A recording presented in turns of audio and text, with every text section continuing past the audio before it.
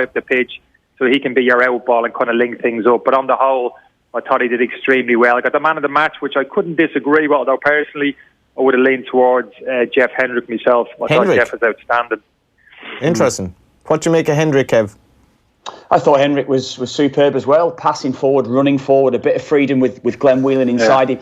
I'll just come back to Jeff. I'll come back to Jeff in a sec, but I was with David McGoldrick at Coventry when I was coming to the end of my career. He came on loan from Notts Forest, and day-to-day in training, I saw a tremendously gifted player, and not this Kenny's saying that he's definitely can play as a number 10, plays on the half turn, takes the ball with his back foot, glides away from defenders, not very quick. I mean, we've seen that as well probably during the course of his time playing for Ireland, but day-to-day in training, fantastic player. And I you judge people on the games, on the performances when you're playing alongside them maybe, and we're judging them from afar, watching them playing. But when you've played alongside him and you see the ability that he's got, I like to judge people on what I was seeing day to day in training, and he was a fantastic player.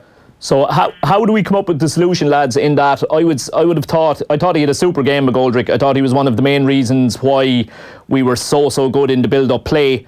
But if you look at the fact that, what did you say, 2 shots on target, Johnny? If you look at the fact that there was 2 shots on target, is maybe that one of the reasons why we only had 2 shots on target, because he's not an out-and-out 9, he's not an absolute focal point. How do we get the balance right between continuing to have him play as well as he did as an individual, while it also suiting the needs of the team at the same time? Well, to be honest with you, I thought we got the balance perfectly right last night. That game from start to finish, I spoke about it on there, I just felt we looked in balance all over the pitch, particularly Shane, that central midfield area, which is key to this system. 4-3, when you play 4-3-3, that kind of V-shaped in midfield with that hold in midfield. For me, in terms of an attacking threat, it's all about how effective those 2 advanced midfielders, your 2 number 8s can be, Conor Herahan and Jeff Hendrick. And I just thought they dovetailed beautifully last night with Glenn Whelan in midfield. I thought they'd done it very well as a pair actually against Gibraltar. Conor Herahan actually played a more of a deep line midfield position, and Jeff was the one against Gibraltar getting himself in advance of the play, looking to get himself involved a little bit higher up the pitch. But the advantage of having Glenn there and as disciplined as Glenn is, and he's happy to sit behind the ball, was that both of those players got themselves into advanced areas. And there was one great run from Conor Herahan second half. Third man run down the inside left channel. I don't know if you remember. He got himself inside the box. He looked across, and it was Jeff Hendrick who had actually run beyond Dave McGoldrick to offer himself up in the box. They're 2 central midfield players, our highest players, charging into the box. And they've done that time and time again, especially second half, Jeff. He got himself into some great positions. And it was a real, almost like a complete performance from Jeff. This is Jeff's best position. So we need to put this to bed. Jeff's played, I don't know how many different midfield positions for us the past couple of years. He's played right of a 4. He's played right in the diamond. He's played as a number 10, which I don't think suited him. Even he's played as a deep line midfield player. But for me, this is his best position, always has been. Central midfield area in an advanced position to go and break and join in as much as possible with that lone striker. And I thought he'd done it from start to finish last night. And not only that, Kev mentioned there, he was actually dropping deep, receiving the ball. There was one first half he received the 10 yards inside his own half, inside right position, looked as if he'd nowhere to go, dropped his shoulder, drove forward on a little maze. He took us 30 yards up the pitch, fed Dave McGoldrick, and we got Seamus in down the right-hand side. I don't know if you remember it. So he was pretty much doing a little bit of everything last night. And that rotation, lads, I just caught the end, John, when I came on, you talking about a decent enough performance, but this was more than decent, John. It really was. There was obvious patterns of play there, some really good rotation ahead of the ball. Conor Herahan, Jeff picking up some really nice pockets. Robbie drifting in off the line. That was the trigger for our full-backs to get themselves high up the pitch. And we just didn't play in front of Georgia all night. Now, we mixed it up well. We went back to front early. We went in behind down the channels. We kept them guessing, kept their defenders honest, didn't know what was coming next. So I thought we mixed up our play beautifully from an attacking point of view. It wasn't perfect. There was a couple of stray passes here and there, a heavy touch, etc. That's the norm. But by and large, I was so hard with the performance in and out possession of the football. Kev, he obviously makes the point there about Hendrick, and that goal that he got last Saturday was something that just we hadn't seen from Ireland anymore, because the midfielders didn't seem to have any licence to actually connect with the strikers and make runs into the box. But that looks like it's going to be really important for us with this team. As Shane alluded to, we're not going to be laden with goals up front. Yeah, it's true.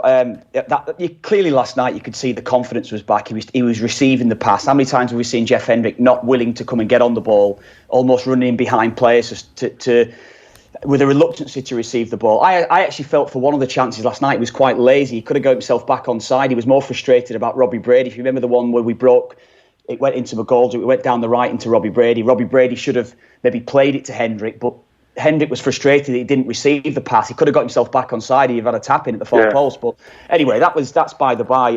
But he was in the right areas, Kev, wasn't he? Time no, and time it's right, again. Ken. It was. Kenny was. It was great to see him getting between the middle of the goals, in the middle of the penalty area, in goal scoring positions. It was great. And do you know what? I didn't think. I don't necessarily agree on Saturday. I thought they were too safe on Saturday against Gibraltar. But I'd like to think that we can wipe the slate clean on that Gibraltar performance. But I did see definite patterns of play, particularly down the right, with Seamus getting in so often, with Jeff and Robbie Brady's Hendrick coming in from the right-hand side, freeing him up. I thought David McGoldrick is the perfect man to face up. He's so good at facing up, where you can play the little bounce passes off him and it frees Coleman to get down the outside. And that's the maybe link-up play that we didn't see at the weekend from Doherty and Coleman that we saw more of last night, with Robbie Brady prepared to come on the inside a bit. They say you should never give up, and obviously that was definitely events last night in the Switzerland game. But Glenn Whelan, he'd probably half given up on his Ireland days.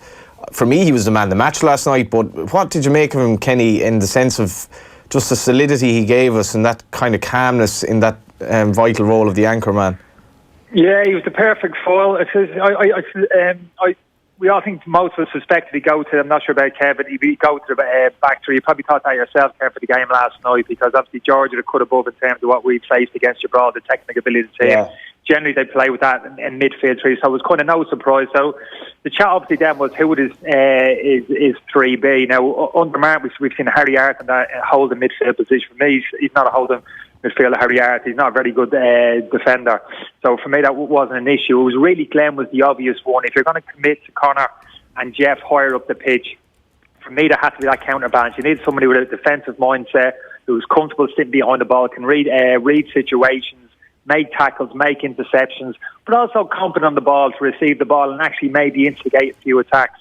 And I thought he'd done that well, John, in terms of when he received possession. He dropped in between the two centre-halves at times, made up a back three and looked to pass forward. And not too many, 40-yard diagonal wonder passes, but just getting the ball and nudging the 10, 15 yards to the left, right, even breaking the lines occasionally with his passing as well. So you're absolutely right. He was hugely impressive. I thought his legs went a little bit, I've got to be honest, the last 10 minutes. And when you see your holding midfielder kind of lodging himself all or nothing into tackles, which he did a couple of times towards the end, he's running on empty. There's no juice left in his legs. But by and large, in terms of his influence during the course of the game, yeah, absolutely. Just a player very comfortable being asked to play in that area of the pitch, which I think was the case, John, all over the pitch. Players operating in areas of the pitch where they're very comfortable and where we can actually get the best out of them. That hasn't always been the case, is it? The past couple of years, we've been scratching our heads a little bit. Players playing the same position, thinking, I don't think he's best suited to that. And even the body language of the players suggesting, I don't quite feel as if I'm giving me best in this area of the pitch. That wasn't the case last night. Every one of those players looked very comfortable in the area of the pitch he was asked to play. Just going forward, Kev, we didn't have Harry Arter last night. I think he had a late injury, and I thought he was excellent actually in Gibraltar when he came on. We've Sean Maguire and we've O'Dowda all to come into the reckoning, so things just don't look so bad at the moment. No, not at all. I just want to say something. Shane mentioned something earlier when I heard John earlier on about the plan of stopping the goalkeeper with his kick-outs. It's exactly what you would want. Glenn Whelan was instigating that as well. He was pushing the front three lads on, forcing the goalkeeper to go long. It was allowing then Keogh and Duffy to come through, win the headers. It's exactly what you want to be playing. We were playing up in their half. We were playing good, positive front foot football. We didn't allow them to build momentum from the back. A few times it happened maybe in the last 20 minutes or so, maybe going back to what Kenny's saying on maybe running out of juice. But that was the positive thing that I saw last night, forcing Georgia to play that we wanted them to play. It was a great plan the way that we started. Maybe Kev, you're right. Kev, you're right. It was a plan that clearly been. I know you mentioned Glenn Whelan, but that clearly been worked upon, touched upon on the training pitch during the week in terms of Mick, Terry Connor. Just putting the team onto the pitch, just walking through a few situations, goalkeepers' kicks. This is what we're expecting. This is what we need to do. This is how we're going to stop them playing. Jeff, you might need to step out and engage the spare centre half. It might be James McLean at times. Let's make him kick that ball. And if you look at Terry Connor, and even in the Gibraltar game, Kev, I was at the game looking at him the last kind of 10-15 minutes, very vocal on the touchline in terms of even late on in the game, holding a slender advantage, encouraging the lads to keep stepping forward and engaging them as high up the pitch as possible. Resist that temptation to drop to the halfway into your own half and invite the opposition team on. Pretty consistent in terms of the message from the side, whether it's the first minute or even the last minute of the game. Keep on the front foot as you're suggesting. Don't give them an easy out into our half of the pitch. Sorry, John, I didn't answer your question there as well, just on the lads, but I think it is a bit more positive. Sean Maguire didn't have his best of games at the weekend, but he will play a key role through the group. Maybe that would have been the 2 games in 3 days might have gone against him with the injury problems he's had. That's a fair point, yeah. If we'd have looked at the squad before the game, we would have said Callum O'Dowd is a certain starter, so he's now under pressure a little bit as well, which is great for Mick McCarthy as well. So there are a number of positive things. The left-hand side in Gibraltar, I thought was a lot worse than the right-hand side. I don't think that was maybe Mick addressed the right-hand side in relation to Doherty and Coleman, how they didn't work together. I thought the left-hand side didn't work at all. I think that they were both making the same runs, Ender Stevens and James McLean. So last night, I thought Ender Stevens was accomplished. I thought James worked really, really hard, and I think he brought a little bit of endeavour and commitment. But I think it's maybe that left-hand side that's under a bit more pressure than anywhere else on the pitch, and that's where you could introduce. I think you're right. I think there's a couple of players there. I don't know if you've mentioned them already. We're going to come into the occasion, I think, the equation very quickly, and that kind of left side of the three. Well, it looks as if Mick's going to commit to play. You certainly expect to play the same way, formation-wise, against Denmark away. Ronan Courts, I'm going to mention, playing at Portsmouth, and Callum Robinson at Preston. These are 2 players who are very comfortable operating left of a three, predominantly right-footed players, totally different type of players to James McLean. Kev, you spoke about maybe Ender Stevens running up the backside of James a little bit, maybe similar to Seamus and Matt, what's happening on the other side of the pitch. With the likes of Robinson and Courts, they're very comfortable, similar to Robbie Brady on the other side, drifting onto the inside, onto their stronger foot, into those little pockets on the inside, and freeing that type of space for an advancing full back. Totally different type of player to James, a little bit more one-dimensional, likes to work in straight lines. And those 2 players in particular for me, they've impressed me a lot. They've only had a couple of scattering of minutes in an Ireland jersey, but I think very quickly, if those players are available in the summer, they're going to be pushing hard and really pushing James McLean very quickly for a place in the starting 11. McLean has to be 100%, hasn't he? One name quickly. Can I throw one name in there to you, lads? I don't know if you saw Kieran Sadler's goal last night for Doncaster. Absolute cracker. Shane was actually showing it to us before. Super strike, Kev, wasn't it? Well, he's one that's going to be pushing. I spoke to Cliffy Byrne when I was over there at Doncaster about a month ago, and he said he's really impressing in training. He's seriously pushing now. So he's another one. I've mentioned the name to Mick. Mick knows of him, so he's another one that's going to be pushing come the summertime as well. Lads, if the game hadn't gone as well as it went for us last night, if we hadn't got the result that we got, inevitably, I think the conversation we'd be having here this evening is, where the hell was Matt Doherty? The fact that we did so well just kind of dampens that conversation completely. But what do you see as his situation going forward now? Is he just going to have to sit tight and wait for somebody to pick up a knock before he gets back in, or do you see him featuring in the starting lineup over the next couple? Well, the balance of that side last night wouldn't have worked with him in the team. I understand why Mick did it the weekend. Personally, I spoke about it going into the Gibraltar game. I probably would have started him at left back, but Ender Stevens gives you a natural balance. That's maybe my only preference on that one. But he's not got a lot of international experience. We've all been there. You're playing well for your club and you think, look, I want to be playing, I want to be starting. And he might have to bide his time. That's the way it might have to be with him. And yes, I know he's not a young lad at 21, 22. He's was 26, 27 now is Matt Doherty, but it might just have to be a case of Seamus Coleman's the captain. He's a certain starter in my eyes, and I'd never had any moment of thought within that. He had to start. He's our most experienced player. He's played at a level for such a long time now, and he had to start the game. So it might be a case of just biding your time, and with injuries, it's certainly going to happen across the course of this campaign. He might get his chance in there, and that's where he might be able to maybe retain his position or sustain a spell in the side. That's the way it might have to be with him. As much as his effort is great and all that, McLean has to be vulnerable to O'Dowd. Yeah, you would certainly think so. As you keep saying, the right-hand side was the side against Gibraltar that all the comment was on, but yeah, it was the left-hand side looked a bigger problem to me at the time. I think all the names the boys have thrown out there are certainly going to be breathing down James McLean's neck, and as the lads have said, the knock-on effect is if you end up going with a right footer on the left wing, well then that certainly means that Enda Stevens is definitely in pole position over Matt Doherty at left back then, because you're certainly going to need your left foot to be left footed then. And just, did you see enough lads in Georgia to think, and this is very important, that they could take points off the main two in the group? I watched the game against Switzerland. I'll say that on quickly on Kenny there. I saw them against Switzerland and I thought they were quite poor technically in that game. So they didn't show the form that they showed in the last group. But in the first half, they were a quick counter-attack inside. So if they gain momentum, who's to say they can't? They do have one or two decent players in the side. Kenny?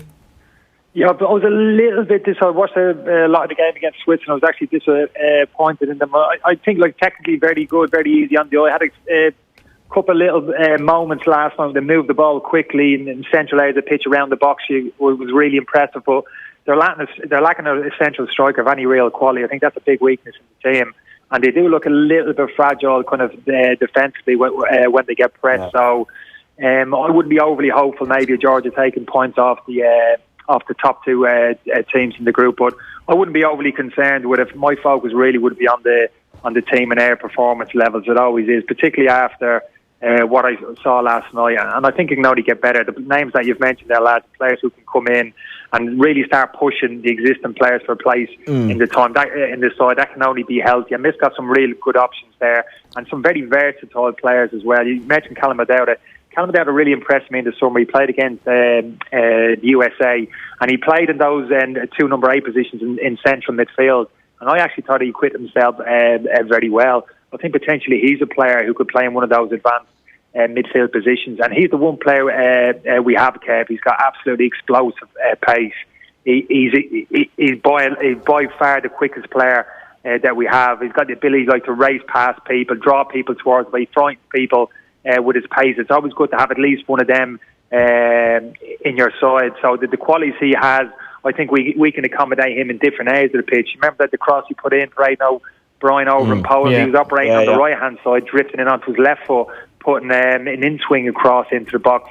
So the beauty of the players I see at the moment, those forward players in particular in wide areas of the pitch, and this system as well, if we were playing with North Sox midfield here, we couldn't be talking about Callum O'Dowda in central midfield. I wouldn't even be talking about Harry Arton in midfield too. But that kind of three in midfield, that whole midfielder, brings a lot more people into the equation than those two advanced midfield positions. So that's the beauty, I think, of this particular system with the players, particularly the forward players we have available. And if there was to be a problem with Glenn Whelan, he wasn't to be available, we're keeping our fingers crossed a little bit. That would be the only thing, a natural defensive replacement for Glenn in the holding midfield position. Hopefully James McCarthy gets some games under his belt between now and the end of the season, and he'll turn up in the summer match fit and ready to play, because James McCarthy still, for me, is a player who can step back in, potentially take us to the next level in that central area of the pitch. Yeah. Listen, slightly off topic, lads, but what did you make of the tennis ball protest? Are you coming down on the Damien Duff side or the Richie Sadler side of things? Briefly, lads, as well. Yeah, no. I heard Richie spoke really, really well on it. One thing I did agree with Damien on was the fact was, how does everybody know who our chief executive? I've got up this morning and our chief exec is front page, and I understand that's the story, but I've seen that too often now, that our chief exec is the front page of our national newspaper. And Damien made the point was, who's the chief exec of the IRFU? Who's the chief exec of the GAA? Not a lot of people would know that. So I think within that respect, I agree with Damien's point on that. But Richie spoke really well. Richie, there's a serious problem. We know that it needs to be addressed, and I hope it will be addressed in the coming weeks and months. Yeah, but I didn't hear what the lad said, but I didn't like it at the time I was at the game. I didn't like anything which disrupts the game. That said, I think the fans have an entitlement to give an opinion. I didn't like the fact flags were taken off fans over the last couple of years. I think that's an absolute disgrace. Fans should be allowed, as long as those messages aren't too crude or vulgar, to be able to bring a flag to the game and actually offer your opinion outside. Social media now, it's not that easy to get your opinion out, is it, into the public domain, on camera, on your iPhone. So for me to actually disrupt the game, I didn't like it. I hope it doesn't happen again. Thanks very much for coming on, guys. Cheers, lads. Cheers, lads. Cheers, lads. Off the Ball on News Talk. It can take just seconds to lose everyone you love. Seconds to see your life destroyed before your eyes. Hannah had a home and family once, but it was ripped away from her. No time to escape, no time to hide. The war in Syria taking everything away from her. But this Lent you can help change the life of Syrians like Hannah. Donate now on trocra.org or call 1-850-408-408. Trocra, until love conquers fear. Having a flutter? Top tip, quinbet.com. Ireland's newest online sportsbook and casino. For all your horse racing, football, casino and more, Quinbet has you covered. With live in-play markets on